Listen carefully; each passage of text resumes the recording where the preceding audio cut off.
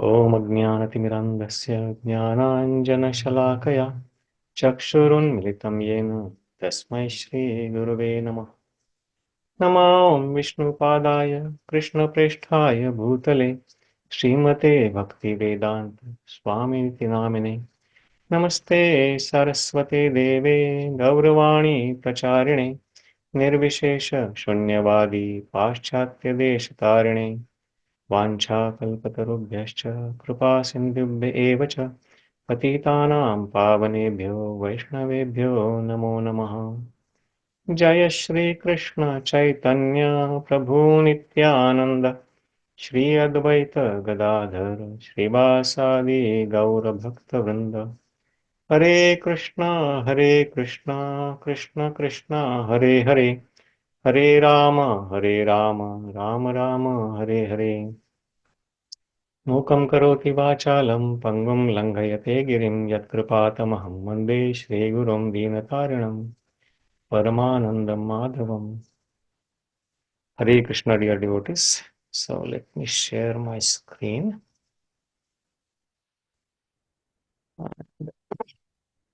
So we are studying from Śrī Brahma Samhita, and last time we read few verses from 22nd, I guess.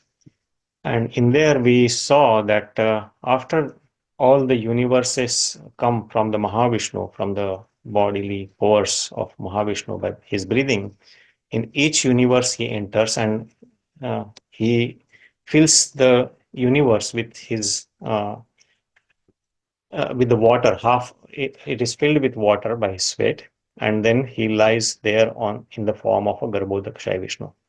And from Garbhodakshaya Vishnus, that a lotus is sprouted, and all the living entities in the 14 planetary systems are connected to that Mahavishnu with that spiritual tie through that lotus. So that's what was mentioned here. Everyone is related to the Mahavishnu with a spiritual tie, all the souls. And on the top of that lotus, which sprouts there, the four-faced Brahma he appeared. And then we also saw that when the Brahma tried to search for his origin, as well as he was looking for who he is, everywhere there was dark, and then he couldn't see anything in any direction. And then he was guided by Saraswati, the divine Saraswati, and she gave him the Gayatri mantra, Klim Krishnaya Govindaya Gopichana Vallabhaya Swaha. And she assured him that he should meditate using this mantra, the Gayatri mantra, and perform austerity, and then that will fulfill all his desires. So his desire basically was, he had a impetus for creation, because that's what the order of Mahavishnu was for him. That's the task he was created for. And then based on that, then Brahma started performing in austerity and meditating on Krishna. So that's where we are going to read today's verse. So today's verse is really, really very deep and very beautiful. So I will try to do justice to it as much as possible. And I would request you, when we are reading this, every word, try to imagine that place which Brahmaji is meditating on. atha tepe suciraṁ prīṇan govindam avyayam śvetadvīpa-patiṁ kṛṣṇaṁ goloka-sthaṁ parāt param prakṛtyā guṇa-rūpiṇyā paryupāsitam sahasra-dala-sampanne koṭi-kiñjalka-bṛṁhite bhūmiś cintāmaṇis tatra karṇikāre mahāsane samāsīnaṁ cid-ānandaṁ jyotī-rūpaṁ sanātanam śabda-brahma-mayaṁ veṇuṁ vādayantaṁ mukhāmbuje vilāsinī-gaṇa-vṛtaṁ svai-svair-amshair-abhishtutam. So it is very, very beautiful verse actually. So I'm planning to explain this for first word by word. We'll go get some references and then we'll read the translation and go through the purport. So it says, what Brahmaji, when Mother Saraswati asked him to perform austerity and gave him Gayatri, so what did Brahma do? Atha, then, tepe sa suciraṁ. So sa means Brahma, tepe means he performed austerity, tapa. For how long? Suciraṁ. Ciram means for long period of time. So it is said in the Brahma Samhita that he performed austerity when Brahmaji was appeared on the lotus. He performed austerity for tapa for 100 celestial years of his time. So that Chiram is long time, even though he is performing austerity for the order that he has to perform some duty for Krishna. That's a creation. That's what the impetus he has carried from his previous lives. So even for that, he performed austerity for a very long time, Suchiram. And then actually, I was remembering when I was reading this verse, Chiram, that Brahmaji in his prayers in the 14th chapter of the 10th canto, when he offers prayers to Krishna, there also he says that atha pite deva padam bhujadvayam prasada leshanugruhita evahi janati tatvam bhagwan mahimno na chanyam ekopi chiram vichinvan. That only by your mercy, atha pite deva padam bhujadvayam prasada leshanugruhita evahi, just by the mercy of your lotus feet, the prasada or krupa of your lotus feet, somebody can understand your greatness. Janati tatvam bhagwan mahimno na chanyam ekopi chiram vichinvan. Even if somebody tried to speculate for very long time, he would not understand your greatness. But here he is also performing tapa even for Krishna's order for long time. And then it says, why is he performing tapa? Prīṇan govindam, only for the satisfaction of Govinda. So all the work what we do that Brahmaji is teaching us is to be performed for the satisfaction of Krishna or Govinda. Even Krishna says in the Bhagavad Gita, right? Yajñārthe karmano anyatra lokoyam karma bandhanai. That karma has to be performed for the satisfaction of Vishnu or Yajna. All other work in this world, if we perform, that is not for satisfaction of Vishnu, creates karma bandhan. Tadartham karma kaunteya mukta sanga samachara. Or even in the Naimisharanya, when the Sutta Goswami is instructing the sages of Naimisharanya, so he mentions there that we should always perform work for Haritoshanam. That atha pumbi dvijasreshta varnashrama vibhagasha samsiddhi Haritoshana. Swanushthitasya dharmasya samsiddhi Haritoshana. That, oh great sages, even though you are situated, everybody who is situated in varnashrama dharma, in their varna or their ashrama, swanushthitasya dharmasya, even though they are situated according to their varna or ashrama, the samsiddhi Haritoshana, the ultimate success they can get only by satisfaction of Vishnu. So that's why Brahmaji is also teaching us that we should work for Prīṇan govindam, and he is avyayam, he is eternal, and he is eternally situated somewhere that we read already in Brahma Samhita earlier, śvetadvīpa-patiṁ. So he is the Lord of Śvetadvīpa. We read this in earlier verses, that Śvetadvīpa, the descriptions of Śvetadvīpa, which is surrounding the lotus in the Goloka-Vrindavan, where there are 4 directions, and on the 4 directions there are 4 presiding deities, Vasudeva, Sankarshan, Pradyumna, Aniruddha, 4 Vedas, and so on and so forth. So that description we are already read in the Brahma Samhita. So Brahmaji is worshipping or meditating on the Krishna, that is śvetadvīpa-patiṁ Kṛṣṇaṁ. He is situated in the Goloka or śvetadvīpa. He is the Lord, Patim of śvetadvīpa. And further, the description, the details of given are goloka-sthaṁ. In the śvetadvīpa also, he is situated in the goloka-vṛtaṁ, that is the golden lotus flower where he is situated, and he is parāt param. He is the greatest of all living entities. As everywhere it is mentioned in the many references we see from Bhagavad Gita to Srimad Bhagavatam to other Vedic literature, that Krishna is referred as Parāt Param, or the greatest of all. Even he says in the Bhagavad Gita, Matta Parataram Nanyat Kinchidasti Dhananjaya, that there is no superior authority than me, O Arjuna. Or even in the Kathopanishad, Prabhupada mentions so many times this verse, Nityo Nityanam Chetanas Chetananam Eko Bahunam Yo Vidadhati Kaman. That among all the Nitya, all the eternal living beings who are conscious, the supreme conscious being is Krishna. He is the supreme among all. And Chetanas Chetananam, he is the source of consciousness of all the living entities. Eko Bahunam Yo Vidadhati Kaman. And he is the one who is fulfilling desires or satisfying the needs of all the other living entities.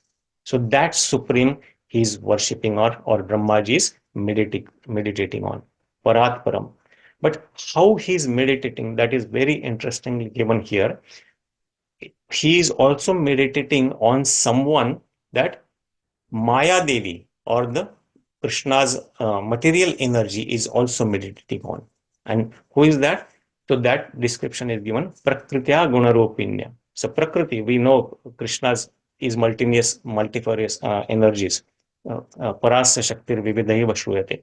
And his energies are divided mainly into two, spiritual and material. And his material energy, is mentioned here, prakṛtyā guṇa-rūpiṇyā, which is embodied by gunas, the three gunas, sattva-gun, rajagun, and tamogun. So she is embodying all the three modes of material nature, and that Prakriti is mentioned here. So Krishna also mentions in the Bhagavad Gita, Daivi, even though she is material energy, she is called divine because she is of Krishna's energy. So she is also divine energy. Daivihi esha gunamayi. So in Bhagavad Gita, Krishna refers to that material energy as gunamayi, which is referred here as guṇa-rūpiṇyā. Daivi esha gunamayi mama maya. Krishna says that is my energy as Maya. Durattaya, which is very, very difficult to overcome. So that Prakriti, or Maya Devi, which is embodied of all the modes of material nature, she is Rūpiṇyā paryupāsitam. She is meditating, or she is performing austerity of the Krishna who also has a form. He is also Rūpiṇyā. And his form is transcendental form. His form is not like any mundane material form, but his form is transcendental spiritual form. And on that form, Prakriti, or Maya Devi, is worshipping or meditating from a far distance, because she never comes in direct contact with Krishna. But even though she is at far distance, she is also meditating on Krishna. And whom is she meditating on? Again, the same thing that is mentioned, sahasra-dala-sampanne koṭi-kiñjalka-bṛṁhite. So she is worshipping on the Krishna who is on that golden lotus in Goloka-Vṛtaṁ, which is of thousands of petals, sahasra-dala-sampanne, which we read in the earlier verse of Brahma Samhita itself, sahasra-patra kamalam gokulakyam mahatpadam. So that sahasra-dala-sampanne, that golden lotus flower in the Goloka-Vṛtaṁ, which is koṭi-kiñjalka-bṛṁhite, in the middle, the wall of that lotus is decorated or is made great by millions of kiñjalka, the filaments, the saffron filaments in the middle of the lotus. That's what it is. It has been augmented with or made great by that kiñjalka bṛṁhite. It's beautified with that. And bhūmiś cintāmaṇis tatra karṇikāre mahāsane. Bhumi, the land there, the place where he is performing his pastimes or where he is living there in the Goloka-Vṛtaṁ, that is mentioned as cintāmaṇi. Bhumi, the land is not ordinary like the material land here, but it is cintāmaṇi. It is the made up of touchstones there, which is cintāmaṇis, tatra, there in the sahasra-dala-sampanne, that place, Goloka, where Bhumi is also made up of cintāmaṇi. And karṇikāre, in the world of that lotus, mahāsane, there is a great throne, there is a great asana. And on that asana, samāsīnaṁ cid-ānandaṁ jyotī-rūpaṁ sanātanam. He is sitting there. He's seated, Lord Krishna, who is the Lord of that śvetadvīpa, Lord of Goloka. He is seated there, and he is sanātanam cid-ānandaṁ jyotī-rūpaṁ.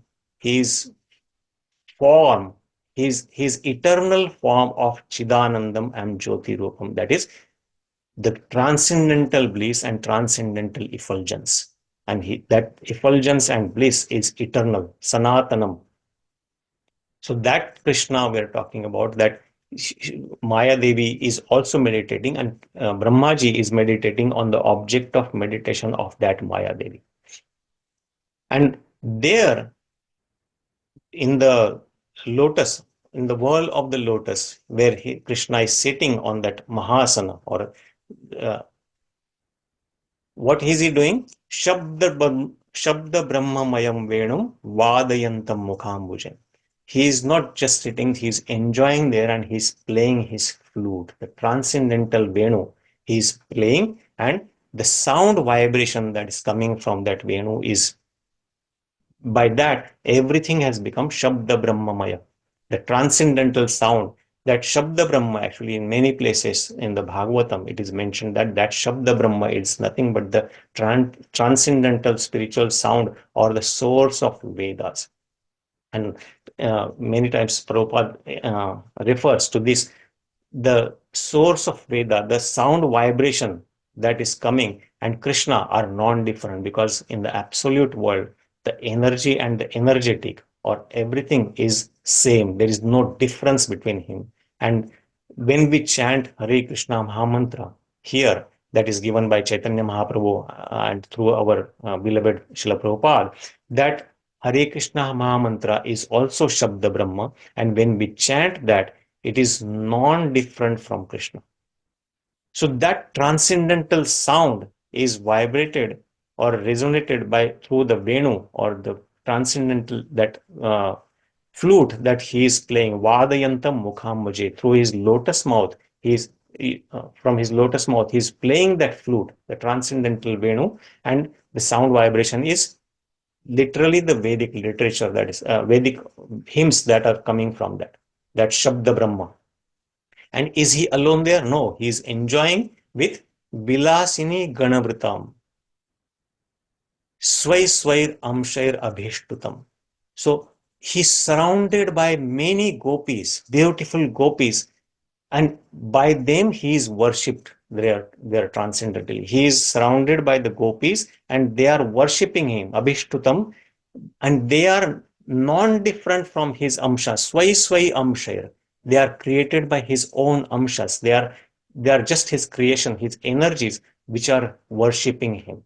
And we read earlier also that these gopis, all the different, in the middle of the lotus flower in the Goloka, there is Krishna, and with Radharani, and all the different petals are nothing but his gopis' abodes, and there are different pastimes of Krishna continuously happening, and they are always worshipping Krishna there in the lotus flower, who is in the middle of that. So this is what Brahmaji is worshipping. This is what his tapa is. And that tapa he is doing for suciraṁ, for a long period of time, only for satisfaction of Krishna. So this is the meditation of Brahmaji that is given, and we will go in detail when Brahma starts offering prayer after a couple of verses. Those are the prayers that we read in the Brahma Samhita. So let's read the translation, very beautiful here. Brahma, being desirous of satisfying Govinda, practiced the cultural act for Krishna in Goloka. lord of Shvetadvīpa, for a long time, suciraṁ, and his meditation ran thus. There exists a divine lotus of 1,000 petals augmented by millions of filaments in the transcendental land of Goloka.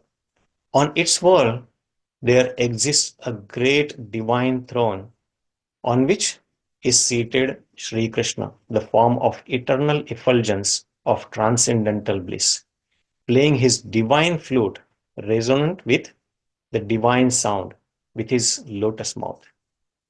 He is worshipped by his amorous milkmaids or the gopis with their respective subjective portions and extensions, and also by his external energy, Maya Devi, which is referred here as prakṛtyā, guṇa-rūpiṇyā, who stays outside though, embodying all the mundane qualities.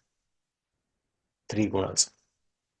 And in the purport also, Bhaktisiddhanta Saraswati Thakur mentions about Maya Devi, how she is worshipping. And even though she is worshipping, the people who worship her are indirectly worshipping Krishna only, but because they have to worship Maya Devi because they have some material desires.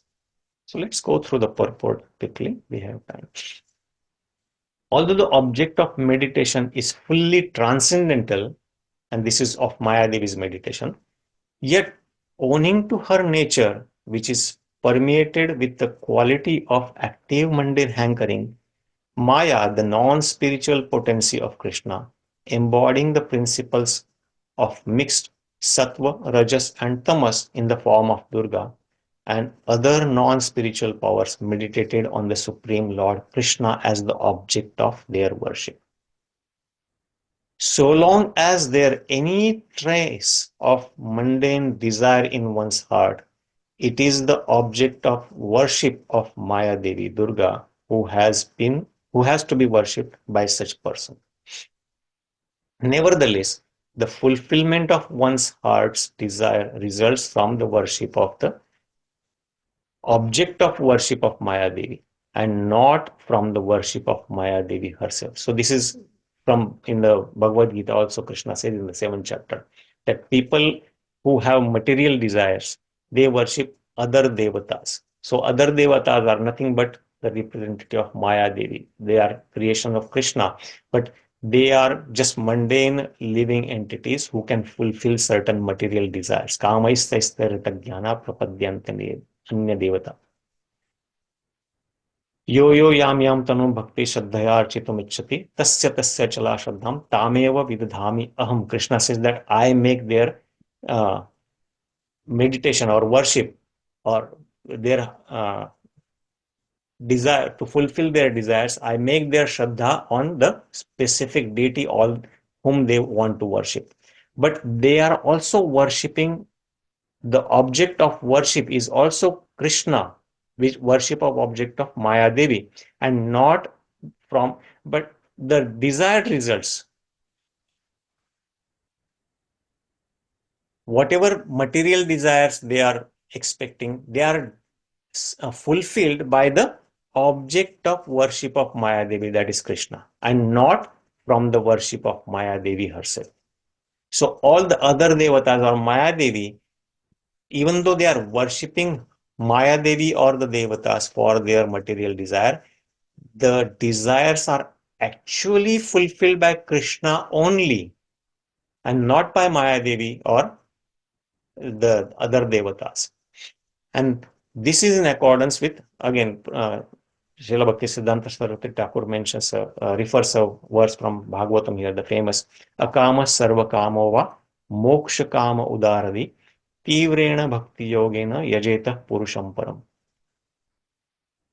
The meaning of this shloka of the Bhagavatam is that through other gods as distinct manifestations of the Supreme Lord are, though other gods as the distinct manifestations of the Supreme Lord are bestower of sundry specific boons, yet a sensible person worships all powerful Supreme Lord. Udaradi, the persons who are Udaradi, they worship Purusham Param, giver of all the good with unalloyed devotion, without worshipping these mundane gift-giving deities. And accordingly, Brahma also meditated upon Krishna in Goloka, who is the object of worship from distance of Maya Devi. That same Krishna in the Goloka is also object of worship of Maya Devi. And the true devotion is unalloyed devotion activity free from all mundane desires. So here, Brahma's devotion was not considered as true devotion. So the devotion of Brahma, etc., is not unmixed devotion. It is mixed with some material desire. So even though that desire for creation, so Brahma is worshipping because he has to perform the duty of creation. So with that desire, he is worshipping Lord Krishna. But there in such worship also, but there is a stage of unmixed predilection. So there are stages in this unmixed, even in the devotion of the attainment of one's selfish desire. And this has been fully described in the concluding 5 shlokas of Brahma Samhita, where Lord Brahma, after finishing his prayers, Krishna instructs him and guides him, describes him about the pure devotional service, what pure devotional service is, in the last 5 verses of Brahma Samhita. So that's what we will read eventually in the Brahma Samhita. That is the easiest method of divine service prior to attainment of the self-realization by fallen souls. So this is what I wanted to finish today. So this verse was, there were so many points I was thinking I may not have covered all of them, but this was very deep verse and lots of things, very beautiful description on what Brahma and Maya Devi is meditating on. They are both meditating on the Krishna in the Goloka Vrindavan, and the descriptions are given here very beautifully. So I will stop there. We have a few minutes. We'll take some reflections or questions if any. Thank you so much. Hare Krishna. Thank you very much, Prabhu. Thank you, Prabhuji.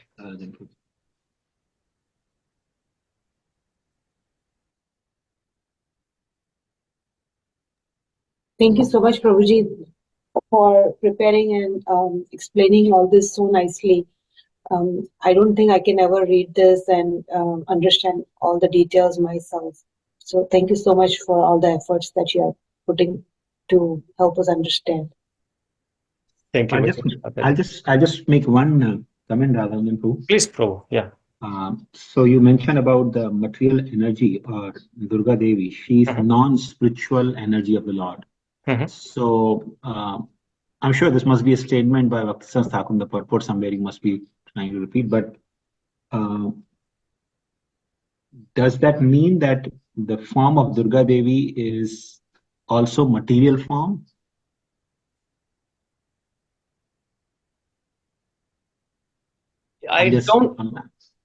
That's a tricky question because even in Bhagavad Gita, when Krishna refers in the 14th verse of 7th chapter, he mentions Devi hi esha gunamayi mama maya duratya. So he refers her as Devi. Yeah, spiritual energy. Spiritual energy. So that's what my understanding is. Even though her task is to do material controlling the material nature, but I think she is spiritual energy still. But again, you can correct me if there is something misunderstanding. Yeah, I mean, even my understanding was that he is actually the spiritual form, and just like Lord Shiva, he is the spiritual form, but he is in charge of Tamoguna. Similarly, Mother Durga, his consort is also a spiritual form, but she is in charge of the entire material existence. Yes. And in the Brahma Samhita, just a few things. Earlier also we read that she never ever comes in direct contact with Krishna. And even in the 5th chapter of first canto, I think when Narad Muni and Vyasdev, when Vyasdev sees Maya Devi, so he sees her behind Krishna as a shadow, and she never faces Krishna ever. And she is also at a distance from Krishna. Always. Yes. Thank you, Prabhu. Thank you very much. Thank you so much, Prabhuji. Hare Krishna. Yes, Sadhya Seva Prabhu. Please accept my humble obeisances. Yeah. Oh, please accept my humble obeisances. Glorious to Prabhupada. So this lotus flower, in the spiritual world has got 8 petals, right, Prabhu? It says thousands of petals. Sahasra-patra-kamalam sahasra gokula-sthaṁ mahatpadam. And even here it is called sahasra-dala-sampanne. So thousands of petals. And that's what it is mentioned here. And the second verse it said sahasra-patra-kamalam gokula-sthaṁ mahatpadam. Tat karṇikāram tad-dhamam tad-anantaṁ sambhavam. So 1,000 petals, and there are here the filaments in the middle at the wall. There are millions of filaments. koṭi-kiñjalka-bṛṁhite. So not 8 petals, Prabhu. It mentions about thousands of petals. Now in the Bhauma Vrindavan, can we consider that the 8 forests as the petals of that flower? Same flower that, when Krishna descends into this material world. Mhm. So there are like 8 8 petals. forests. Yeah, can we consider those as 8 petals of that flower? I think we can, but it is not limited to 8. There are everything is considered as petals in the Vrindavan also, all the different ones there. And Shankaran Prabhu, if you have anything to add, please. Yeah, so this is, Prabhuji, if you are speaking, it's hard to hear you. yeah, I said, this is kind of a theoretical description also. So, I yes. still cannot hear you well, Prabhu. There you go. Can I be heard? This is little better, but still it seems like Okay. the sound is coming from far distance. No, I'm very close to this. Maybe I said my network is not good. Please go ahead. But to answer Tadiya Seva, I think I read that also, that all the forest, different vanas near Vrindavana, they are also considered as different petals of the lotus. Thank you. Yes.